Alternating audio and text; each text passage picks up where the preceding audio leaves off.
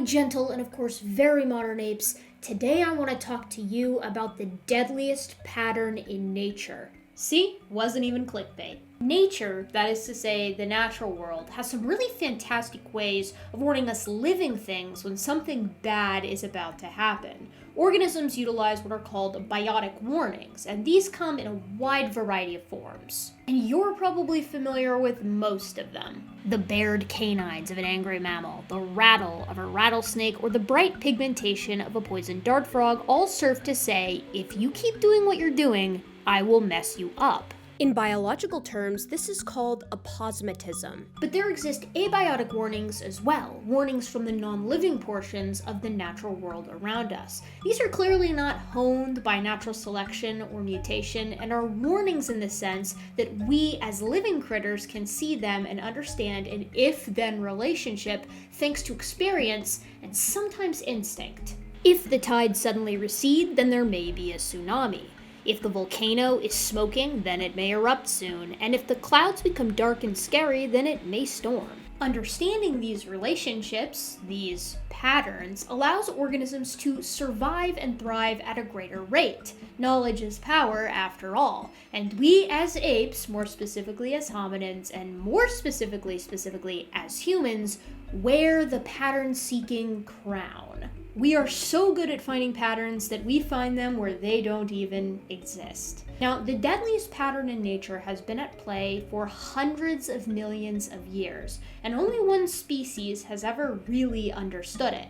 That species is, of course, us, humans, Homo sapiens. I would like to take you on a journey through time to visit the crime scenes of this pattern in order to understand why it kills and how we may stop it should it strike again. Life's most enigmatic forms have had tenure on Earth that is generally divided into three eras: the Paleozoic, the Mesozoic, and the Cenozoic. These eras are subsequently divided into periods of time: the Cambrian, the Ordovician, the Silurian, the Devonian, the Carboniferous, the Permian, the Triassic, the Jurassic, the Cretaceous, the Paleogene, the Neogene, and the Quaternary. Those last three are sometimes referred to as their respective epochs: the Paleocene, the Eocene, the Oligocene, the Miocene, the Pliocene, the Pleistocene, and the Holocene. This is the part where I could put a nice mnemonic to help you remember them, but I feel as though you'll remember them on their own out of your sheer passion for the subject. You'll know them raw. Now, to be perfectly candid, multicellular life actually begins a lot earlier than that, in a time period known as the Ediacaran. But there is actually a punchline hidden away in that far-flung ocean, so I'm going to make you wait, and instead we're going to visit the first of the major crime scenes, that of the Ordovician.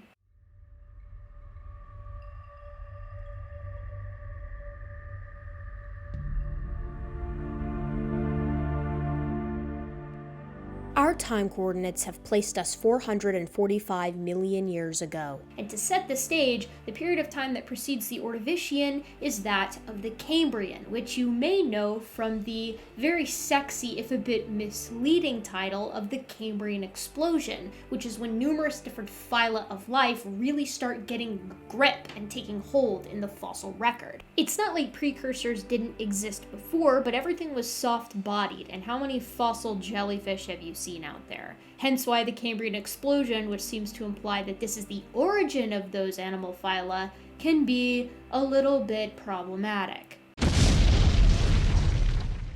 The Cambrian is pretty experimental as far as body plans go. Some of these bodies and critters are going to be familiar, and other bodies and critters are going to be very foreign indeed. If you take the stance that there's a guiding hand to evolution, this is the point in time where that guiding hand just dropped a shit ton of acid. Gorgeous and frightening animals roamed the seas, almost Geiger-esque as they hunted and grazed in the ancient ocean floor.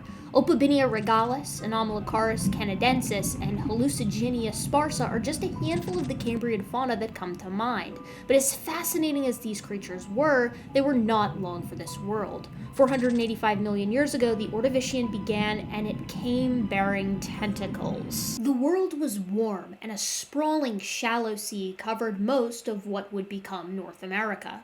To put things into perspective, if you were to transport back in time to the Ordovician version of Wisconsin, you would find yourself on a gorgeous tropical beach. There would be no palm trees, although if you had timed it right, you might find some small patches of liverwort near the water, the first land plants. Compared to today, there is little land at all. Under the sweltering sun, you may fancy a swim, so perhaps you would wade into the crystal clear water teeming with unfamiliar life.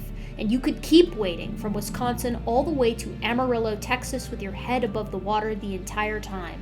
This continent-sized kiddie pool is known as the Great American Carbonate Bank. You would want to watch your toes though. The foot-long trilobite Isotylus rex might find your mammal toes to be a once-in-a-lifetime delicacy. In fact, this world was absolutely dominated by invertebrates. What few fish there were small and jawless, and to them, these massive arthropods and mollusks must have seemed like titanic, beastly creatures. But it is among these tiny, unassuming little fish without jaws, the agnathans, where we find the ancestor of all modern chordates, just haplessly swimming around. And I really gotta take a minute to pause because you guys, I love these weird early agnathans. And the reason I love them is because they are just so almost unrealistically silly looking.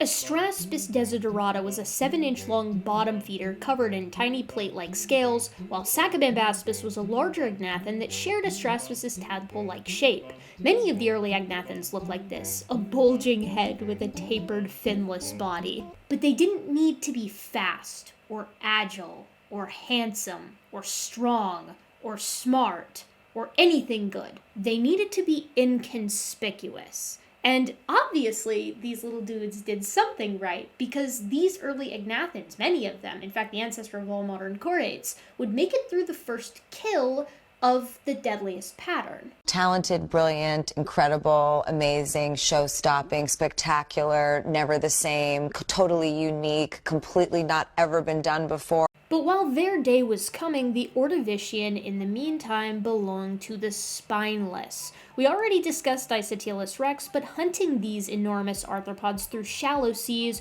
were the imposing Eurypterids, enormous sea scorpions. These were some of the largest arthropods to ever live, being over 5 feet long and pentacopterous. If you were lucky, you could find a safe vantage point near the deeper waters. You could perhaps spot the enormous cone shells of Camaraceras pierce the surface of the water. The shell of Camaraceras alone was over 20 feet long. All of these animals, and indeed many more, were a part of a phenomenon in Earth's history known as the Great Biodiversification Event, a period of time of around 10 million years where the number of species on Earth tripled. It's thought that this event may have occurred due to the prevalence of coastline, where the water was shallow enough for reefs. On land, the barren and windswept rock would be pockmarked with craters, collateral from an asteroid collision somewhere near Jupiter. Oh, what I would give to sit back on an ancient Ordovician beach with my toes in the sand and watch the sun set over a pod of breaching Camaraceras. But there are dreams that cannot be. The deadliest pattern in nature was triggered by the megavolcanoes. According to the Deakin-Milberg ash beds, continents were fast on the move in this ancient world, and as such, volcanic ranges emerged all across the surface of the Earth. When volcanoes erupt today, they release inordinate amounts of CO2 into the atmosphere in what is known as an outgassing event. This CO2 makes its way up to the upper reaches, where it effectively acts as an insulator, like other types of greenhouse gases. It keeps the Earth toasty warm. And to some degree, this is a really good and important thing. Life needs the Earth to be a decent, livable temperature in order to persist. The problem is, when you pump too much CO2 into the atmosphere, it ends up overheating the planet. It's like the difference between wearing one coat on a cold day or wearing 30,000 coats, which will kill you. I mean, you won't be cold, but you will be dead. Let's take an overly simplistic example here. Imagine you've got a big volcano, and this volcano erupts, spewing CO2 into the atmosphere. The CO2 rises up, and once it's in contact with water vapor, it forms acid rain, which is, not surprisingly, more acidic than regular rain. This acid rain is also better than regular rain when it comes to weathering rock. So when big storms roll through and acid rain weathers exposed rock, this rock is washed into the ocean, where it is either buried with marine sediment or incorporated incorporated into the hard parts like shells of marine animals. This is the wickedly cool way that the Earth manages to kind of correct imbalances that occur. It effectively resequesters carbon that ends up in the atmosphere by pulling it back down to the Earth and locking it away in marine sediment and in the bodies of living things. Formally, this is known as the carbon silicate cycle. Too much CO2?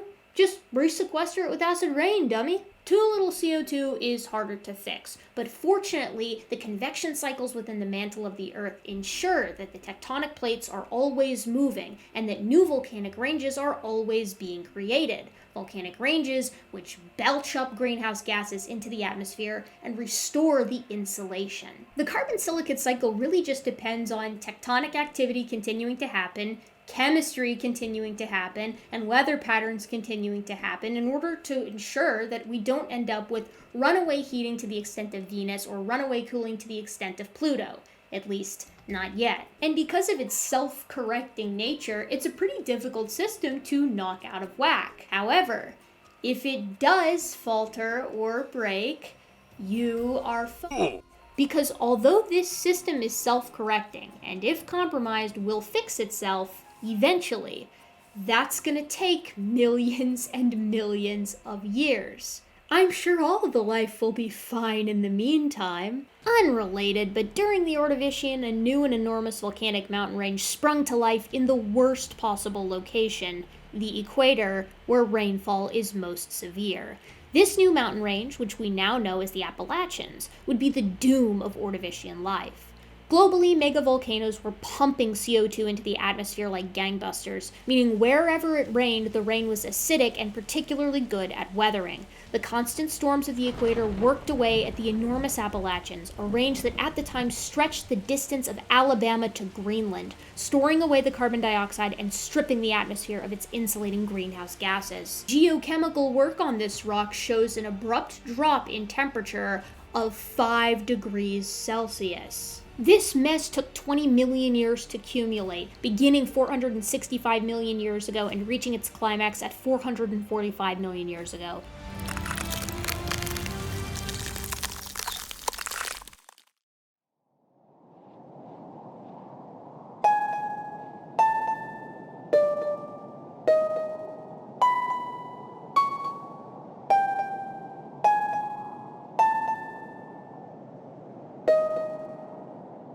The cooling trend led to ice developing at the poles of the Earth, the southernmost of which was covered by what would become the African continent of today. The ravenous ice siphoned water from the oceans, dropping the sea level by up to 300 feet in some places. It isn't hard to imagine what happened then in those vast, shallow lagoons of neck-deep water. Marine life was left to suffocate as the oceans were sucked from them and stored away in towering glaciers. Isotylus rex, many of the eurypterids, and hordes of nautiloids floundered in the chilled puddles that remained, bodies drying out as a harsh wind swept over the newly exposed land. Deep-sea organisms did not fare much better. Today, plants and animals alike can survive in the deeper waters thanks in part to the circulation of oxygenated water. The water is cycled in part thanks to the temperature differential between the ocean water at the equators versus at the poles. But the deep-sea Ordovician life, namely the brachiopods, evolved in a low oxygen condition, which we glean from their paleo-environmental geochemistry. This means the newly circulating waters of the glaciated Ordovician inundated them with too much oxygen, wiping them out along with anything dependent on them. The food chain collapsed, and with all of these dying organisms, the oceans took on a state of eutrophication in many places, causing massive seaweed blooms. But the pattern was not done yet. Today, in North Africa, black radioactive shale can be found, its color gleaned by massive amounts of organic matter at its formation, which requires anoxic conditions. The rocks are dated to the very end of the Ordovician, long after what we would consider the worst of the extinction event. So what caused this second round of death? The thermometer had finally corrected, perhaps because of the rise of the Appalachians, which had finally slowed down. The glaciers retreated, dumping melted runoff into the oceans and rising the sea level by 100 feet. This stratified the seas rather quickly, choking out many of the survivors of the first round of the Ordovician mass extinction. When all was said and done, 85% of life was wiped out. This was the first major victim of the pattern, and the first of 5 we will discuss in depth. The deadliest pattern in nature, as you have probably already guessed, is the rapid disruption of the carbon-silicate cycle. The speed is absolutely critical here, because the climate can change slowly, and then organisms within their populations will have time to adapt through multiple generations. The problem is when it occurs too quickly, and organisms can't adapt in time, leading to their extinction. This is what happened during the Ordovician. Carbon was sequestered too quickly into the belly of the Earth, leading to a deep freeze that annihilated a massive portion of species on the planet. The Devonian extinction would give the icebox of the Ordovician a run for its money just 60 million years later, with the potential primary culprit being from one of the most unlikely sources: land plants. I know what you're thinking. You're saying, gutsickgibbon, you just said mass extinctions are caused by the rapid disruption of the carbon-silicate cycle, and now you're saying it's land plants? And the answer is yes. The disruption to the carbon-silicate cycle is the ultimate cause of every single mass extinction out there. However, it ends up triggering multiple proximate causes, which in and of themselves are like small dominoes in this mass death effect. You can kind of think of the land plants here as an accomplice. I know you might be thinking, wait a second, organisms can trigger mass extinctions? And I told you, there is a punchline coming later. So first, before we get into the Devonian mass extinction, we must set the stage with the incredible cast of characters.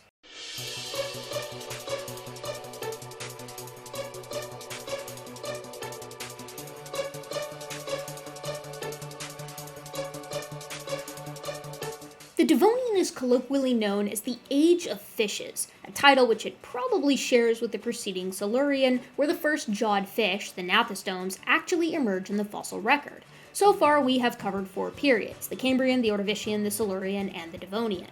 Some of the coolest gnathostomes are fish known as placoderms. Their name means plate-skinned, which makes sense because they're affectionately known as the armored fish. Most members of this order lacked teeth, instead opting for the use of sharpened bony plates. This is like having a giant guillotine in one's mouth, which is horrifying enough as it is, but now attach that concept to a 20-foot-long monster fish and you have Dunkleosteus. This animal is so beyond cool, it's no wonder it is considered to be one of the world's first super predators. Not only could this thing eat nearly anything it came into contact with, but it may also have given birth to live young, which is also very cool. Placoderms weren't the only gnathostomes taking advantage of the wide open spaces of the Devonian, however. Ancient reefs of this time period stretched for upwards of 3 million miles, 10 times greater coverage than what we see today. And swimming in the shadow of the frightful placoderms were the humble sarcopterygians, the lobe-finned fish.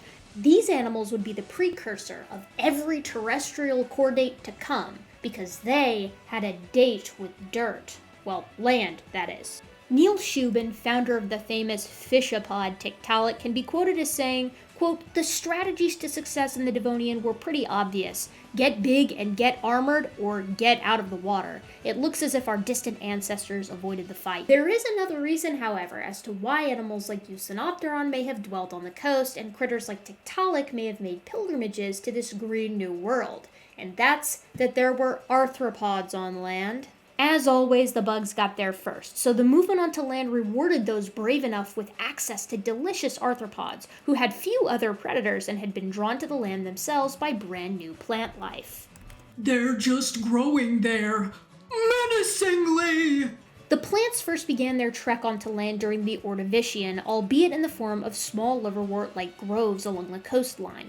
Further inland sprawled vast and barren landmasses, whose interiors looked more Martian than anything else. Aridity and a lack of soil limited the plants to the tidal pools until the mid-Devonian, when plants would absolutely explode in size. They would stretch inland at a dizzying rate as proto-trees emerged, capable of growing up to 30 feet tall thanks to a brand new phenomenon: powerful root systems. These roots drove into the earth below, properly anchoring the plant and setting the stage for rich soil.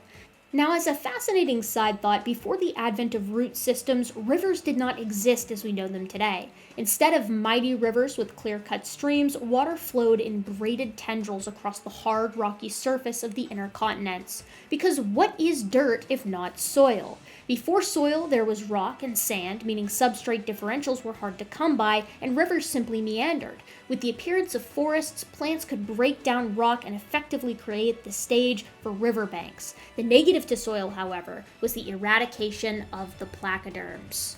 Today, dead zones are well understood. Essentially, nutrients wash into rivers and streams, typically from human agricultural settlements, where they end up in the seas. Once there, a process known as eutrophication begins, which we talked about with regard to the Ordovician.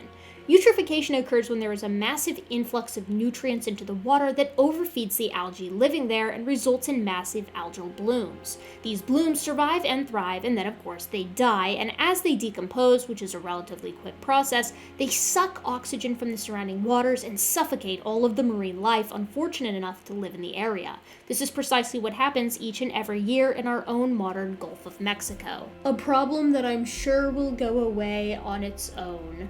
In the Devonian, new forests broke down rocks with their root systems, knocking nutrients such as phosphorus loose and washing them into rivers and oceans. Plankton utilized these new food supplies and bloomed en masse, choking out many of the fish. This can be seen geologically by a somewhat sudden appearance of yet more black shale, which corresponds with the forests gaining ground. Things got worse with the evolution of Archaeopteryx. No, not Archaeopteryx, that's coming later. Archaeopteryx, which is a type of sort of proto-tree. Archaeopteryx was a 100-foot-tall cedar-like thing with bark and a deep root system like no plant had seen before. Soil was churned and nutrients were dumped into waterways, recorded in the rocks by massive carbon burials around this period. But to make matters worse, narrow seas allowed these blooms to concentrate rather than disperse outwards, killing even more, even faster. Anoxia was rampant, but at least the carbon silicate cycle was still intact. Right? Perhaps those deep-sea placoderms could have held out against this massive eutrophication event, but those new forests had an additional trick up their sleeve, slurping up inordinate amounts of CO2 from the surrounding air. This, of course, triggers the pattern to kill once again. Trees sapped carbon dioxide from the skies at a breakneck speed, reducing the atmosphere by up to 90% according to some studies. Another solid portion of CO2 was sequestered into the newly churned soil, causing the temperature to plummet in the first mass extinction pulse known as the Kellwasser event. More like Killwasser event, am I right, ladies? While much of the details of the Kellwasser event are still up for debate, plants are thought to be heavily involved. Some have argued that after the plants did their damage, a massive volcanism event caused a global warming, but this appears to be the less supported idea, at least with regard to clear-cut geochemical signals. The second major pulse is known as the Hangenberg event. More like Killenberg event. It's thought to be the horrific close to the Devonian period, taking with it all of the powerful placoderms. The Hangenberg event is characterized by cold and ice. While the southern hemisphere was undergoing a glaciation event, pulling even more CO2 from the waters, the plants were still diversifying and contributing to blooms, both of which spurred the sea levels to plummet. Large animals simply couldn't survive in these frigid and anoxic seas. The entire Devonian extinction takes place over the course of 20 to 25 million years. However, while the extinction event itself annihilated lots of life on Earth, for whatever reason, recovery was also agonizingly slow. Typically, mass extinctions allow for enormous radiation events as the survivors diversify into the new open niches, but the Devonian extinction appears to be different. Everything just looks relatively uniform for millions and millions of years. Tetrapods barely survived, with their fossil record becoming rare as the Carboniferous begins. We owe our very existence to these plucky survivors. As another interesting side note, prior to the extinction, tetrapods had digit ranges on their hands and feet of 5 to 8 fingers and toes, but for some reason only 5-digit tetrapods managed to survive the Devonian mass extinction. Why? We have absolutely no idea. Maybe tetrapods with 5 digits had some kind of advantage, or maybe they got lucky. Either way, the Devonian mass extinction is the reason we give high 5s and not high 8s, which is cool. There is a passage in my primary source for this video, The Ends of the World by Peter Brannen, that is just very melancholic. Some 359 million years ago, the tepid seas are gone. Dry land is underfoot, and huge river canyons cut through the frigid wastes. A few miles further south, rafts of ice float just offshore.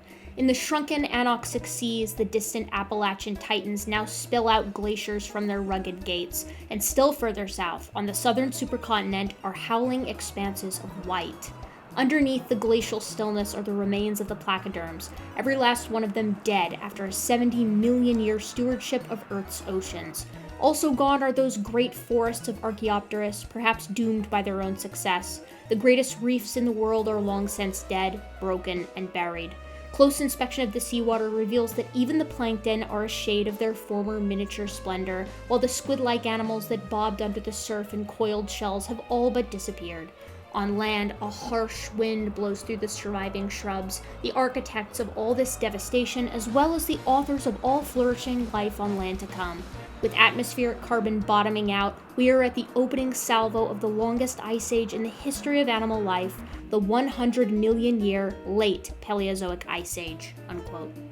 Around 75% of life is annihilated by the carbon-silicate cycle's rapid disruption, this time letting plants take the fall for its heinous crimes. And once again, too, we see that the cause is a deep freeze due to the rapid reduction of carbon in the atmosphere. Life is a stubborn thing, however, and after the Devonian mass extinction, the critters that survived began to adapt, radiate, and diversify yet again.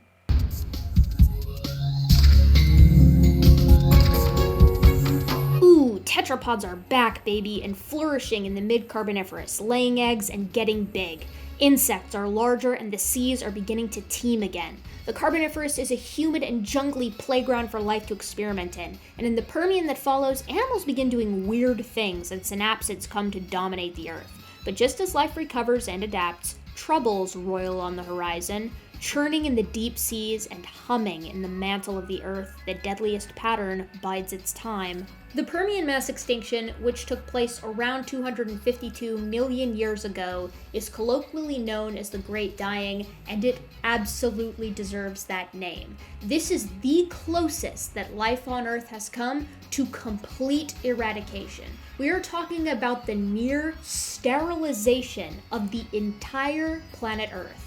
And all due to a perfect storm of geological and geochemical events that absolutely spelled doom for anything that walked, and anything that flew, and anything that swam. This is the big one. Things were going pretty well after the Devonian extinction. During the Carboniferous, some of the tetrapods that had emerged from the seas had split into the groups that would become the reptiles and the mammals. Temnospondyls and amphibians too were getting large, thanks in part due to the enormous sizes that the arthropods of the Carboniferous were growing to.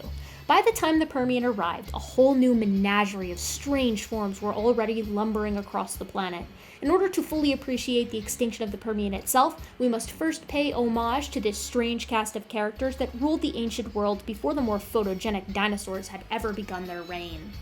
By the time the Permian was in full swing, the fascinating tetrapods had even further diversified. The amniotes saw the emergence of two fully fledged groups, the synapsids, who are members of our own line, and the sauropsids, who would yield the reptiles and eventually the birds. The former group can be classified by a single opening in the back of the skull, while the latter consists of either two openings or no opening at all. Our relatives would consist of a line of increasingly strange animals that would be nearly wiped from existence in the coming disaster. These guys were somewhat reptilian in their original forms, lacking hair of any kind, as well as the charismatic inner ear bones that mammals today utilize. Instead, a sprawling stance was more common and tails dragged behind in the dirt. Technically, they are the ancestors of furries, but at the time they looked more like scalies. Did I really write that? In the world of winners and losers, the Permian fauna are winners. There are some absolutely wild-looking guys dwelling in this time period. You've got Dimetrodon, the famous sail-backed synapsid that always gets lumped into the dinosaur fun tubes, but in actuality is closer to our lineage. It's probably on our line. This is one of the first animals that actually has heterodontia, so different teeth for different jobs. You've got Gorgonops, these enormous terrestrial super predators with massive jaws that would have easily hunted anything on the landscape. You got weird ogreish looking critters like Kingoria and Estemenasuchus, whose skulls have these funky knobs and warts and growths on them that, What they were for, we don't know. Probably intersexual competition, though. We have Ariops, a massive head seated on top of a teeny tiny body. This guy belongs on like the joke reel for a spore run. And on the exact opposite end of the spectrum, we have truly, my beloved, peak physical perfection, the best animal to ever live in this time period, which is Cotylorhynchus. And then there's like a bunch of sauropsids. Sorry, dinosaur people. These animals, and indeed far more, ruled the ancient supercontinent of Pangaea. From the lush coasts to the strikingly arid interior, strange beasts trundled across the land. In the seas, reefs reclaimed the brand new heyday, along with the lingering trilobites and some of the sea scorpions that had managed to sneak past the Devonian and Ordovician extinctions alike. Where North America blended into Africa, an enormous mountain range sprawled from the east to the west, potentially contributing to some of the wild temperature swings felt by the interior of the supercontinent. Meanwhile, Panthalassa, the superocean at this time period, stretched across the remainder of the globe. Just as a quick side note, I wonder if it's even possible that there was an island chain out there somewhere in Panthalassa, through some geologic fluke, some volcanic range out in the middle of nowhere, populated by organisms who would have reached it by chance, who never in their wildest dreams could they imagine that a massive, strange, foreboding, vast world sprawled out there just beyond their reach, populated by organisms they would never know.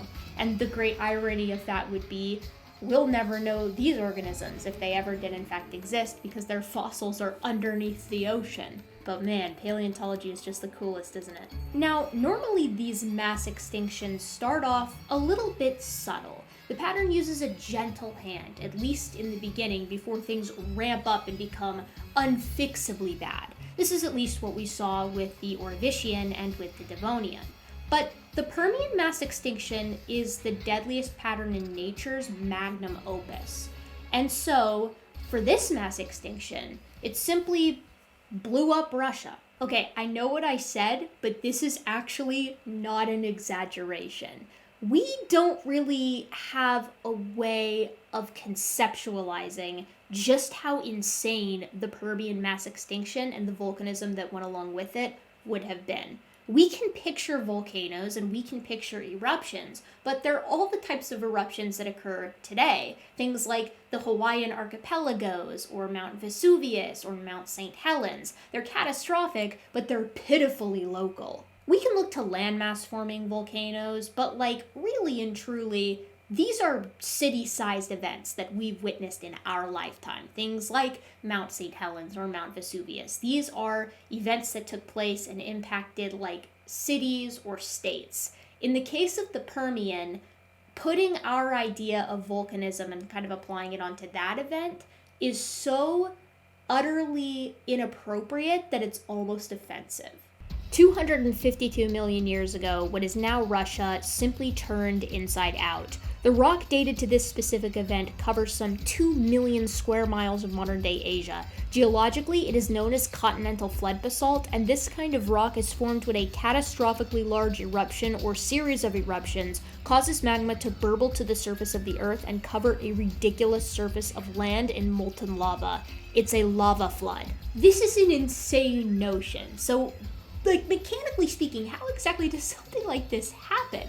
And the answer, at least geologically speaking, what the rocks seem to tell us, is that, a patch of land approximately the size of the continental United States effectively just was submerged around 1.5 miles deep in some areas and 2.5 miles deep in others with lava. So to summarize so far, you have an area of land that is approximately the size of Russia that just kind of explodes. And after this explosion, areas surrounding this location, approximately equivalent to the size of the continental United States, get submerged 2.5 miles deep in molten lava. That is just mind-boggling and almost impossible to appreciate or to even picture. So how exactly and why exactly did something like this happen? What could have triggered this? So it goes down a little something like this. The continental plates are always on the move thanks to convection cycles in the mantle of the Earth. What this means is that different portions of the Earth's crust are exposed to different portions of the mantle depending on the geologic time period we're looking at and the location on Earth's surface. And Well, some portions of the crust are a little bit spicier than others. They're just a touch more flammable, one might say. In Permian Russia, we have an area known as the Tunguska Basin, a series of rock strata formed by shale carbonate coal and other very flammable substances that result from millions of years of decomposing forest. In fact, this is one of the largest deposits we have found of coal, spanning 12 kilometers of Earth's crust. So the tectonic plates are moving and shaking, and one portion of one tectonic plate has a 12-kilometer thick seam of very flammable coal in it. So what happens when you inject roiling hot magma into a coal seam that is as wide as America and a dozen kilometers thick? Well, you get the largest detonation in the history of the planet. The very ground these ancient fauna stood on just exploded. But this apocalyptic misfortune, this insane, horrible, no good, very bad streak of luck, was just the first domino in the worst mass extinction in the history of planet Earth, the extinction to end all extinctions. No, really, we're just getting started. How does it get worse than blowing up Russia? Well, the pattern is already on the move. If you will recall, volcanoes release loads of greenhouse gases into the atmosphere when they erupt, which ends up heating the atmosphere thanks to the insulatory effects of these compounds. These outgassings are controlled by the carbon-silicate cycle and can be mitigated by the weathering of volcanic rock by rainstorms. The weathered rock ends up washing into the seas, where it is sequestered in the sediment and in the shells of marine life. There simply is no storm large enough to quickly counter what is essentially the ignition of a medium-sized country. The beginning events are in fact the ultimate disruption to the carbon-silicate cycle, and once something like this is done, it cannot be undone anytime soon. Consulting the ends of the world, Peter Brannen notes that if we were to burn up every single fossil fuel we could get our hands on today, we would release around 5,000 gigatons of CO2 into the atmosphere all at once. This would essentially bring the sea level up by around 200 feet and scorch large parts of the planet thanks to global climate change. The estimates for the end Permian double that at 10,000 gigatons. What does that mean exactly? To quote from his book, quote, "In the Karoo Desert, as rivers stopped winding and insects stopped buzzing and mass death swept over the land, the temperature may have jumped as much as 16 degrees Celsius on Pangaea.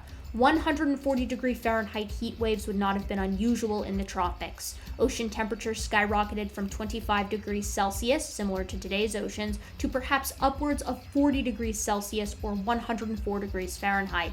This is the temperature of a hot tub, or as the end Permian expert Paul Wignall put it, that of a very hot soup. Multicellular life simply cannot exist in this sort of globe-spanning jacuzzi. The complex proteins of life begin to denature, that is, they cook. The language of academic papers is typically measured and sober, but even the peer-reviewed science literature describes the early Triassic period that followed the worst mass extinction ever as a post-apocalyptic greenhouse," unquote.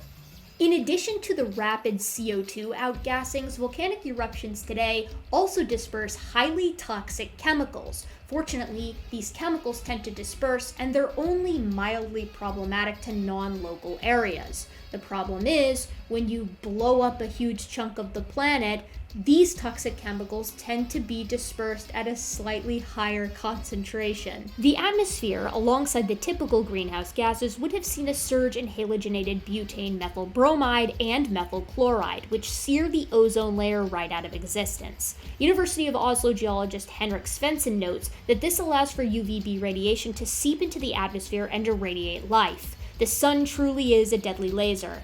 This idea is further supported by the UC Berkeley paleobotanist Cynthia Lewis, who has shown that spores and pollen grains found at the end Permian are abominably misshapen. This mutative effect may or may not have obliterated the majority of plants outright, but it honestly doesn't matter. So the pattern has already turned Earth into a hothouse, but believe it or not, turning the oven to broil actually has consequences beyond a mere massive temperature shift.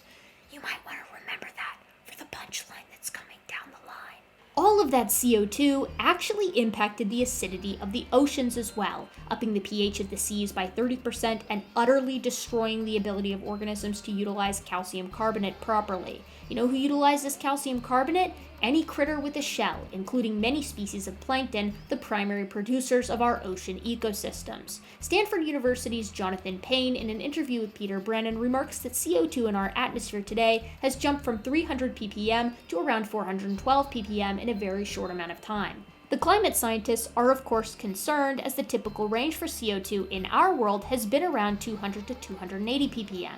Payne has investigated the Permian and gives us some truly jaw-dropping numbers. He suggests that the CO2 reached a range of 3,000 to 30,000 ppm, about 10 to 100 times the range we see today. And Payne is leaning more towards the higher end. In some places, Earth would have looked more like Venus. Now, of course, the carbon silicate cycle is self-correcting, eventually, and in the meantime, well, all of these events are simply wreaking havoc. There is a pigment found in the rocks dated to the end Permian that is essentially residue from the photosynthetic behavior of green sulfur bacteria.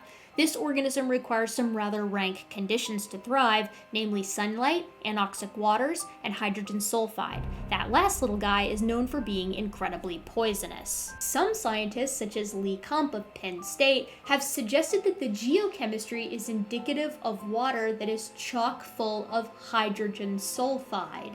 This would have suffocated sea life and indeed choked out some terrestrial coastal species as well, with noxious fumes burbling to the surface. This is like a global Lake Neos situation, where hydrogen sulfide burbles to the surface of the water and asphyxiates nearby organisms. On top of all of this, lethal acid rain resulting from all of that CO2 in the atmosphere may have decimated forests in tandem with mercury toxicity and the numerous volcanic gases still seeping from the crust of the Earth. Honestly, the problem with the Permian is that there are so many deadly signatures, one right next to the other, all throughout the rocks that span this time period. And each one of these deadly signatures seems to imply a horrific event that is playing assist to the total detonation of Russia and the acidification of the oceans to various degrees. Acid rain, toxic fumes, air that's effectively still on fire. Each of these is going to catastrophically impact local and global ecosystems, but the role of each one in comparison and relative to one another is still under investigation. Our friend Lee Kump has been putting in the hours at the geosciences labs, however, because he's curious as to how something like a countrywide detonation may impact the weather patterns of Pangaea and of the Permian. The computers have been generating hypercanes. Our word hyper here is going to function a lot like the word mega from earlier, so you can probably tell that a hypercane is like a super jacked hurricane. It's a hurricane that's effectively the size of or several times the size of Texas and on bath salts. These disasters are thought to have been caused by the ungodly conditions found only at the end Permian. There is a reason we don't see them today, but weather simulations that incorporate the ridiculous temperatures seen in the oceans and in the air generates insane, comically large storms. These hypercanes are shown in simulation to have 500-mile-per-hour winds, 200 miles faster than any tornado or hurricane measured today. They would have been capable of crossing entire continents intact, meaning unlike modern hurricanes, they don't weaken once they reach the interior of the continent. And the continent we're talking about is Pangaea. Okay, that's nuts, you're saying. That's just beyond bad. But get this, the water that the hurricanes are pulling up into their storm systems is that same CO2 hydrogen sulfide water from before. Because remember, the world's oceans are just absolutely right now. They're poisonous, acidic hypercanes.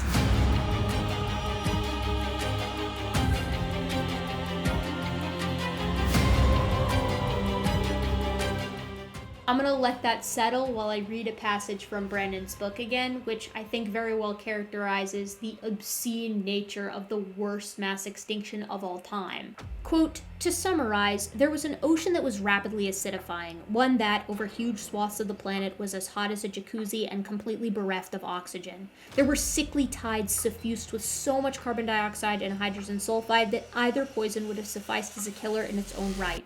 There was a Russian landscape detonating and being smothered in lava several miles deep. There was a fog of neurotoxins and lethal smog streaming from these volcanoes, and high above, an ozone layer blasted apart by halocarbons, inviting a bath of lethal radiation at the planet's surface. There was a forest-destroying acid rain and a landscape so barren that rivers had simply stopped winding. There were carbon dioxide levels so high and global warming so intense that much of the Earth had become too hot even for insects. And now there were clumps unearthly mega hurricanes made of poison swamp gas that would have towered into the heavens and obliterated entire continents. All of this triggered by a single massive outgassing. One super mega hyper disruption to the carbon silicate cycle. Life would sputter and nearly flatline. The pattern of the Permian took 96% of life on the planet, decimating biodiversity and sanitizing entire land masses. Death struggled to choke the air, finding competition in the stifling volcanic gases that still hung in the fitful wind and cooked the planet. The organisms that did survive this mass extinction did so not by wit or strength, but by sheer luck, and perhaps a propensity to adapt. However, those that did would witness the end of the entire Paleozoic era, emerging from their dusty dens, caves, distant seas, and maybe some of those islands of mine to ring in the Mesozoic. Bleary eyes and other sensory organs took in a decimated landscape as their lungs struggled to pull air from the smothered and superheated atmosphere. But remember, the carbon silicate cycle is self-correcting, even if it takes 30-odd million years in the case of the end Permian. The air was cooling, and the seas were recovering, and life was still around, ready to radiate and adapt. Against all odds, life had managed to limp its way through the end Permian mass extinction. However, the synapsids had been thoroughly booted from their pedestal, and so their descendants, the mammals, would find themselves skittering under the thundering footsteps of the new rulers of the Triassic.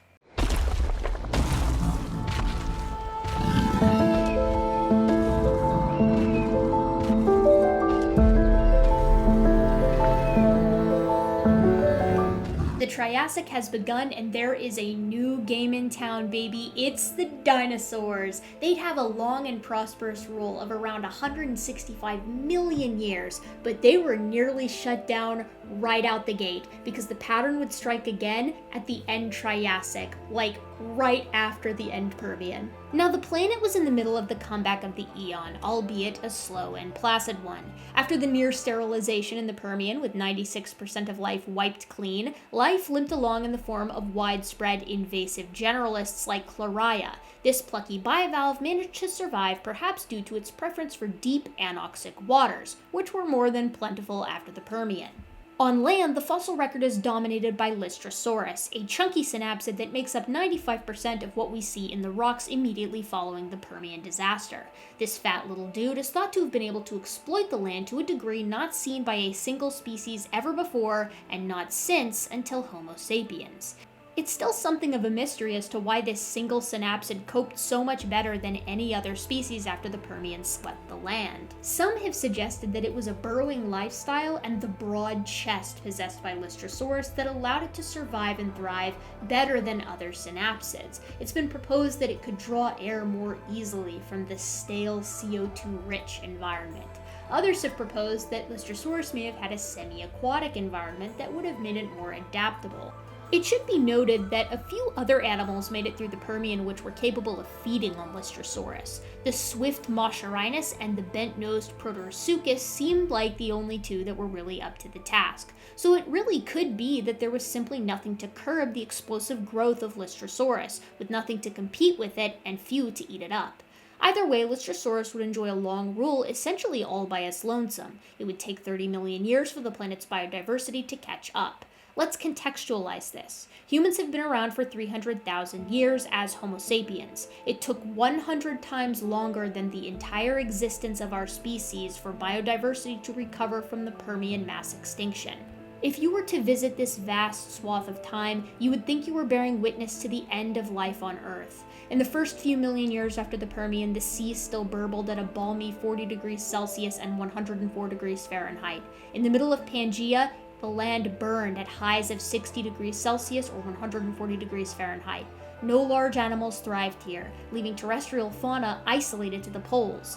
Anoxia in the seas would persist for 5 million years after the Permian mass extinction, potentially contributing to a final aftershock mini-extinction pulse around 2 million years after the Great Dying. Life simply couldn't recover as well or as quickly as it had in the past because, well, it was just simply too hot. The interior of Pangaea was absolutely baked dry in the sense that no water could make it to the middle of the continent via storm systems. No water means no weathering, which means it's going to take a long time to resequester all that carbon back into the belly of the Earth, leaving the atmosphere very hot and dry indeed.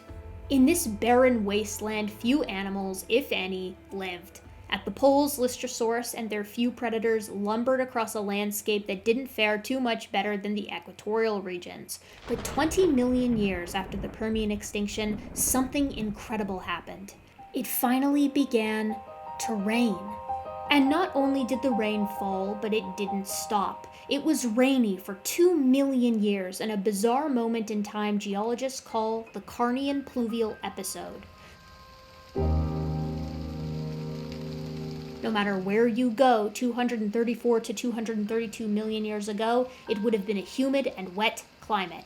This is not to say that every day, everywhere it rained. Instead, the planet shifted from arid and dry to wet and humid, allowing for rain to fall essentially everywhere. This is echoed in the geochemistry of this time period, where essentially every place we have sampled betrays a moist environment.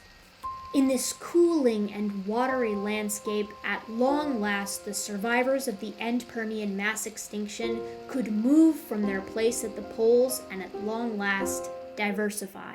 The mid to late Triassic saw the emergence of some enormously enigmatic groups and the sustained persistence of stragglers from a bygone age. Lungfish and temnospondyls are thriving again in the lakes and rivers of the world, both of which would leave lineages long past the Triassic's end. Cynodonts, a group that includes mammals, would eke out a living underfoot of the much bigger and more badass animals. They would get their second chance at the top, but it would not be during the Mesozoic. Early pterosaurs and pterosaur-like animals are beginning to flit about, including the bizarre Cervipteryx, and small diapsids are scrambling along the Pangaean forest floors and hanging from tree limbs in the form of oddballs like Longisquama and the Drepanosaurs. The dinosaurs, too, are on the move. The Triassic is home to early theropods such as Coelophysis, but they aren't dominating just yet. Dinosaurs are still relatively small, and they strut about in the shadow of the real rulers of the Triassic, the beasts that preceded the dinosaurs, the Pseudosuchians. If the Triassic is characterized by any one kind of fauna, it would be the Pseudosuchians. These animals are often described as a hyper-diverse group of ancient crocodiles, but to describe them as such would be to undersell their sheer variety. Pseudosuchians are one of the two divisions of Archosauria, and major groups include the largely herbivorous Atosaurs, the terrifying Rauisuchians, and the Phytosaurs, who may or may not be true members. The extinction that caps off the Triassic reveals that some 75% of life is snuffed out. But what on earth happened?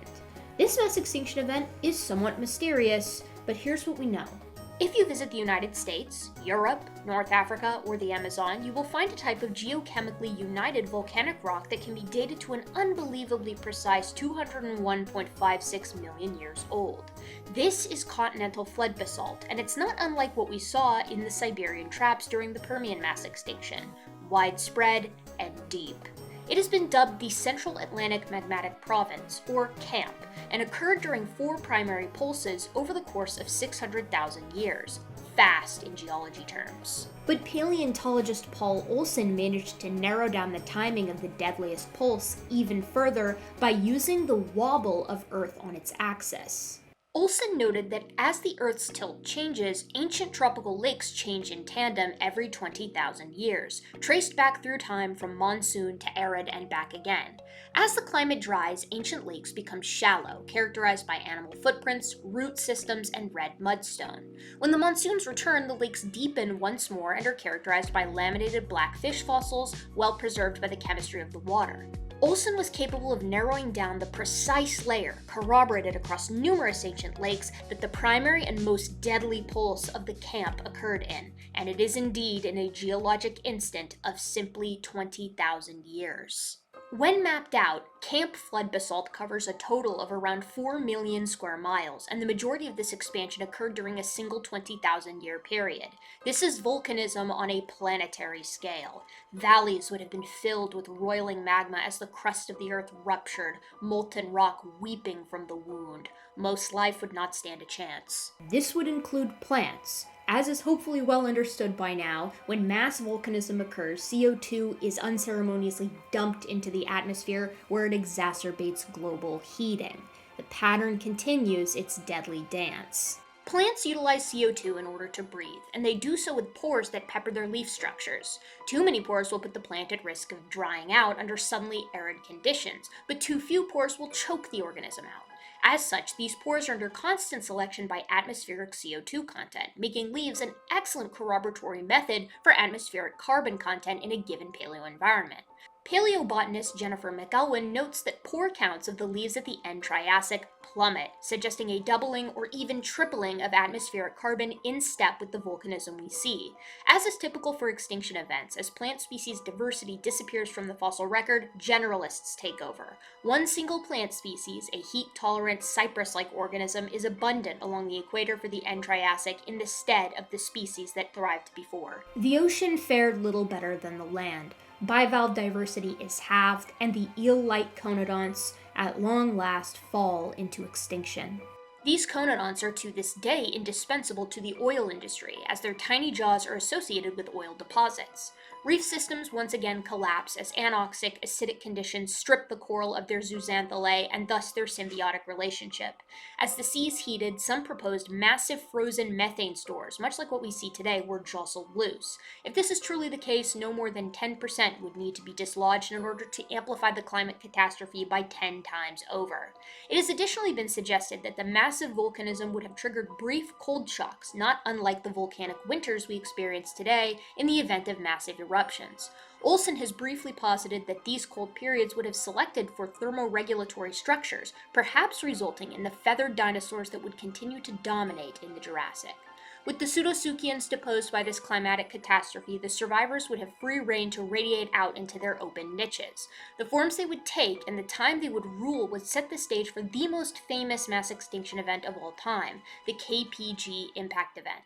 But for the next roughly 160 million years, the world would experience the rule of the most charismatic animals, perhaps of all time, the dinosaurs. We know so little about the details of the end Triassic mass extinction, and yet the one thing we do know is that the carbon-silicate cycle was rapidly disrupted yet again. This is recorded in the geochemistry of the rocks and in the fossil record, where diversity once again plummets. Of course, the very next mass extinction, the KPG, involves a bolide impact, a big meteor slapping into the Earth and annihilating the dinosaurs, all on its own, without the help of a carbon-silicate cycle disruption.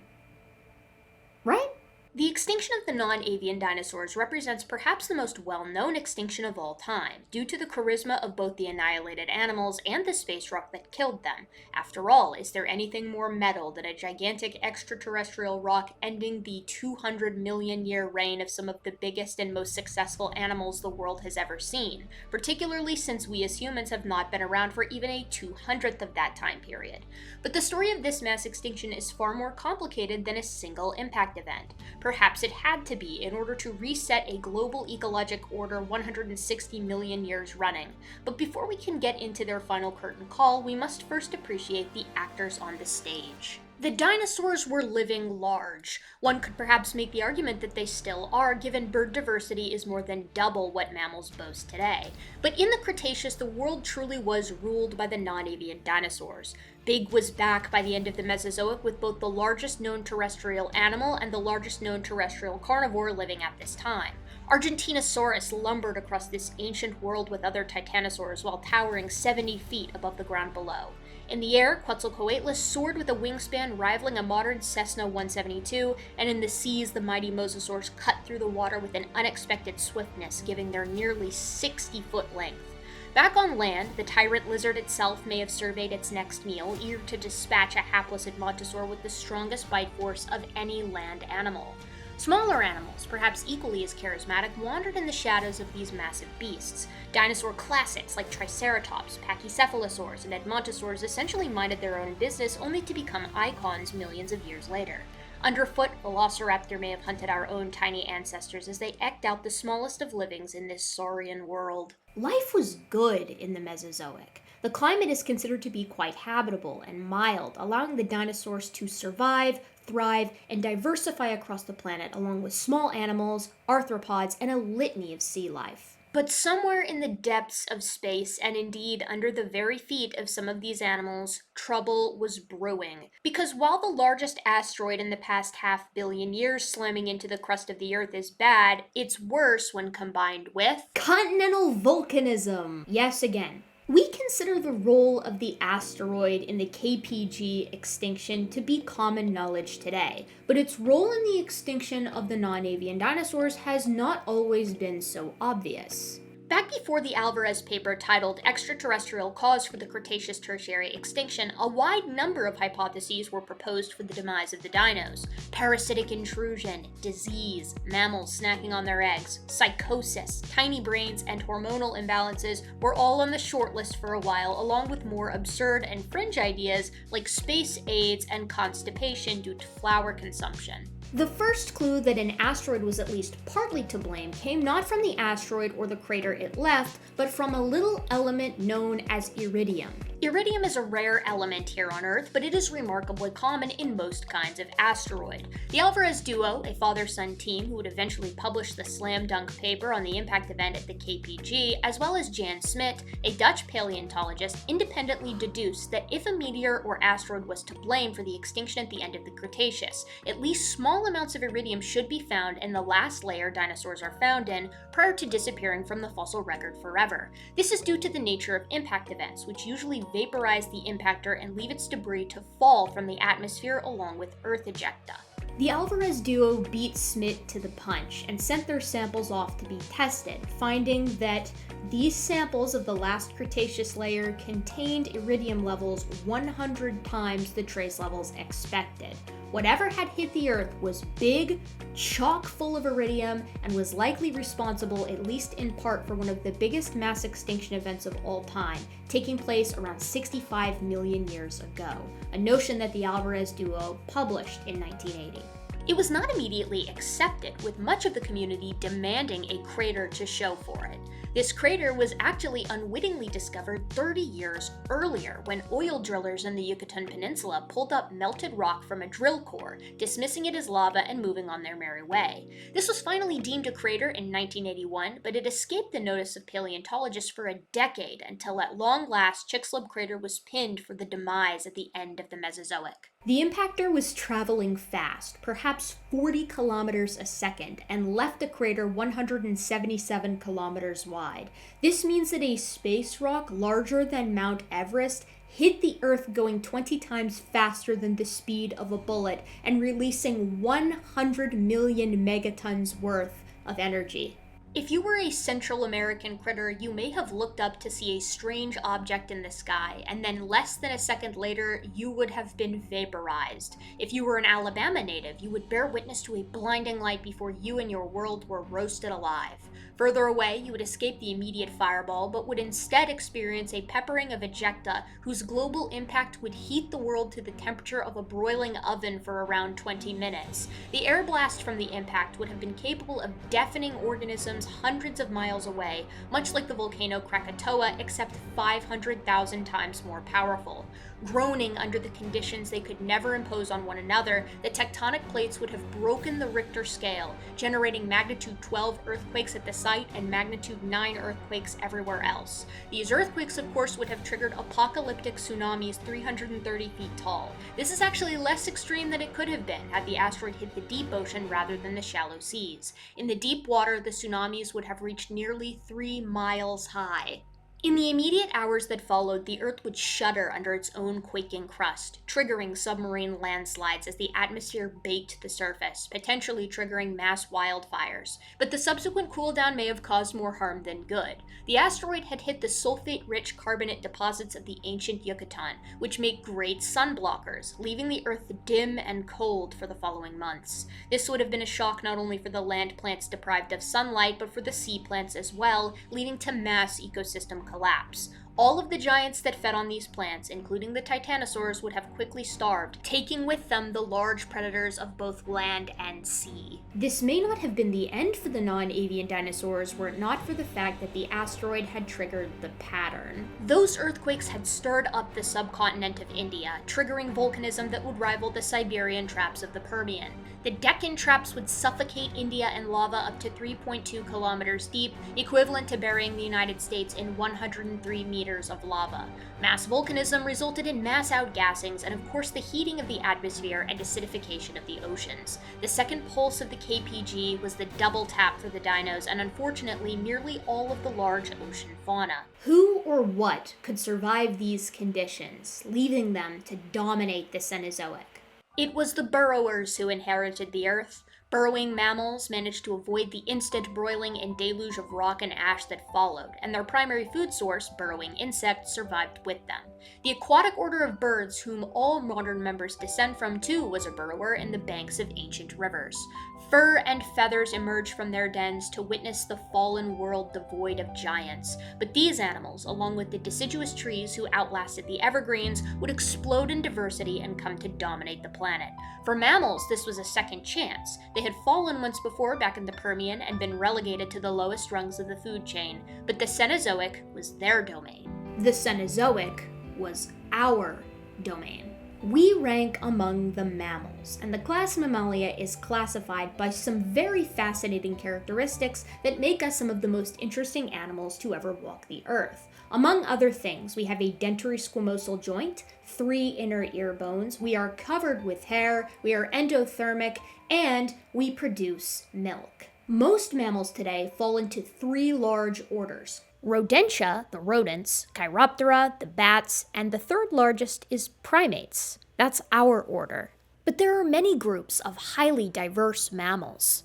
Artiodactyla, Diprotodontia, Lagomorpha, Carnivora, Didelphimorphia, Cetacea, Desuromorphia, Afrosoricida, Erinaceomorpha, Cingulata, Paramelamorphia, Scandentia, Perissodactyla, Macrosolicida, Pelosa, Monotremata, and Proboscidea.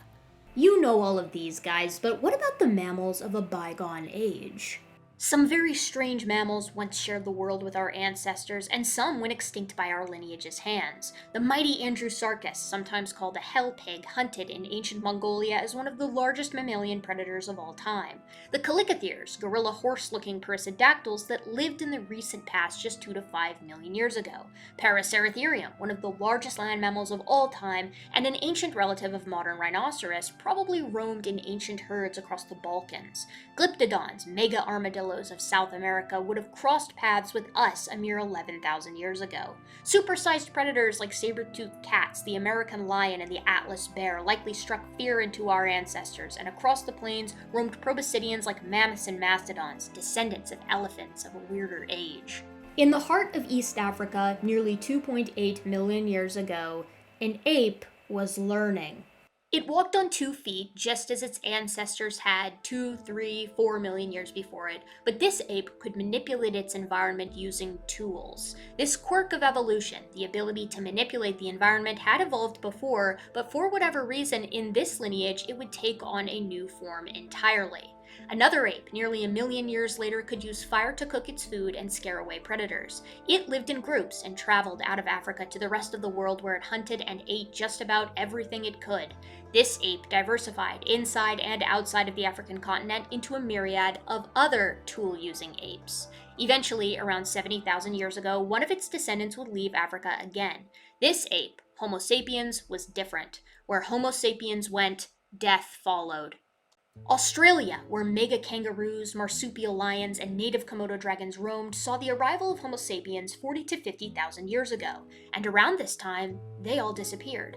Actually, nearly every animal over 220 pounds disappeared.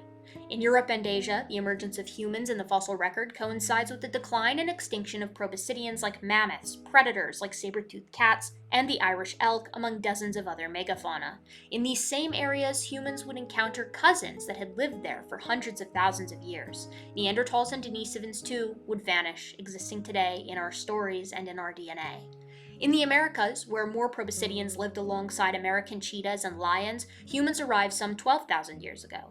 The big cats and the elephants enter extinction within the next few thousands of years, alongside giant ground sloths, American tapirs, enormous beavers, and local antelope and oxen. Humans ravaged the megafauna of the planet. Everywhere and anywhere we expanded. And when we encountered vestiges of these large bygone organisms, we eradicated them there too. 2,000 years ago, the gorilla-sized lemurs and 10-foot-tall elephant birds of Madagascar disappeared. 500 years ago, the moa and Haast's eagles of New Zealand were wiped out. In 1741, fur traders killed off the last group of Steller's sea cow, a 12-ton manatee. Today, humans have figured out that unabated hunting drives organisms to extinction. This revelation has come too late for the northern white rhino, the Bajau river dolphin, and the Tasmanian tigers. The vaquita, the Hainan gibbon, and the Javan rhinoceros may join them soon. But hold the phone. We've figured it out, right? Humans are no longer relentlessly hunting organisms to extinction. Unfortunately, it's not that simple, because humans from the very beginning have been master environmental manipulators, and we made a deal with the deadliest pattern in nature the moment we discovered coal. And so perhaps the sixth mass extinction was triggered by an overzealous primate. I have heard it said before that a single organism cannot cause a mass extinction. One critter simply cannot have that much of an impact. Let's travel back one more time, past the human-felled beasts of the Cenozoic and through the dinosaur killers. We can watch the Triassic, the Permian, and the Devonian wink by until we land in the alien world of the Cambrian. We've just a bit more to go. In the depths of time, before the Cambrian life exploded out into its many forms, we can find the Ediacaran. This world exists at the very end of the broad Precambrian, at a mind-numbingly long time span that lasted from 4.6 billion years ago to the beginning of the Cambrian roughly 540 million years ago. The world had life for billions of years, although it was single-cellular and likely limited to pockets of metabolism-friendly water. In the Ediacaran, multicellular life appears, fleshy fronds and discs alongside things that look a little bit like jellyfish.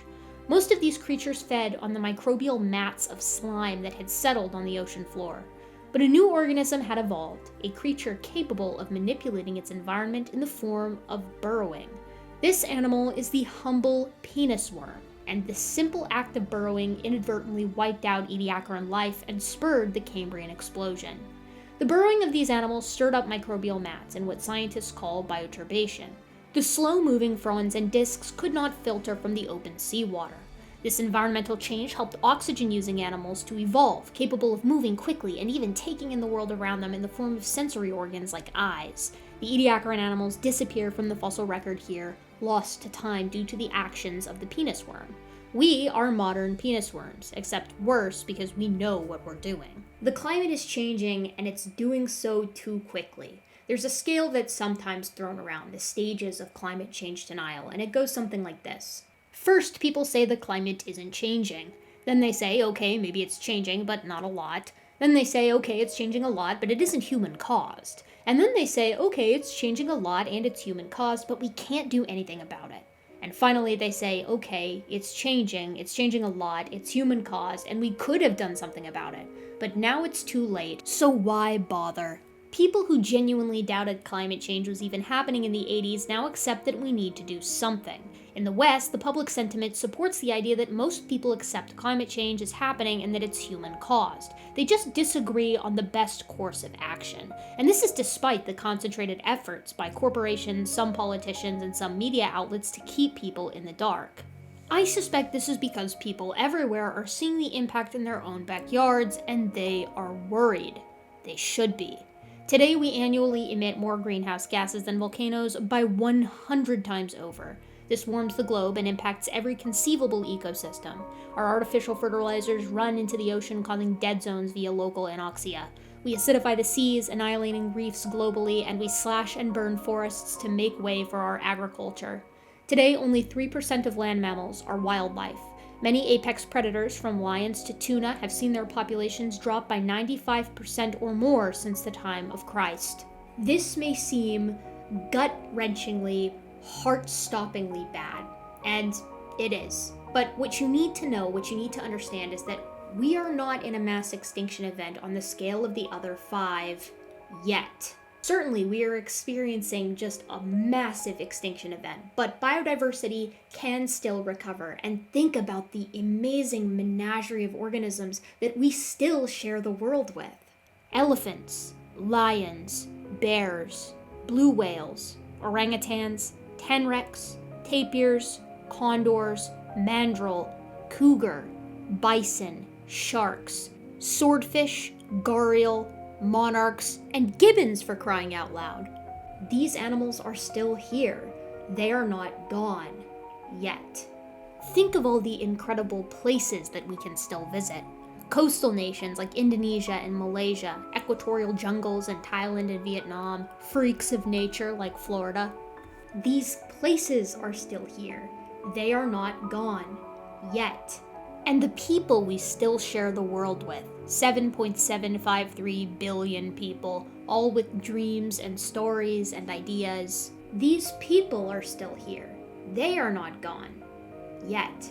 If this gives you a sense of urgency, that's because it should. This is a big deal. It's scary. So what can we do? How can we abate the existential dread that each and every one of us feels when we read about climate change? I feel it all the time. I felt it making this video. So how do we fix it? What can we do? That's the inevitable follow-up question. Personally, you can do small things to reduce your consumption. In my own life, I've tried to eliminate all single-use plastics, which is easier than you might think. I have big, reusable bags that I take to the grocery store and decline plastic silverware. I've also tried to reduce my meat consumption by eating turkey and chicken and leaving red meat for special occasions. I try to walk or bike places when I can, but I live in the United States, so that's somewhat difficult. These acts seem small and insignificant when one person is doing it, especially in the light of the damage that just the top 10 companies globally do. But if everyone is doing it, if most people are doing it, it can actually make a pretty big difference. But the biggest thing we can all do is vote. Vote for politicians who care about climate change and acting now. Vote for politicians who want to invest in renewables and in nuclear energy. Vote in politicians who are concerned about the extreme weather events impacting every part of the globe. Ultimately, we humans are just as much a part of nature as everything else on this planet. But we can change the course of history because we know what's happening and we know how to change it. We are familiar with the deadliest pattern in nature, and if we all work together as a unit, we can fix things. A long shot, I know, so allow me to offer a bit of morose comfort. We humans cannot destroy the Earth. If the Permian couldn't do it, we can't do it either. We can knock it down and take ourselves out in the process, but give it 30 million years and the planet will recover. And if, in some far-flung future, another organism reaches the heights that humans currently inhabit, we can imagine that they might investigate the past just as we have. Something else splendorous and strange will take the stage, and we humans and our era of the Anthropocene will become another fascinating but bygone chapter in the history of life on Earth. Eventually, it is our destiny to join the ranks of the trilobites and the dinosaurs and the mammoths and the Tasmanian tigers. In a chapel in Rome where the dead are laid to rest, there is a plaque that reads, "As you are, we once were. As we are, so you shall be."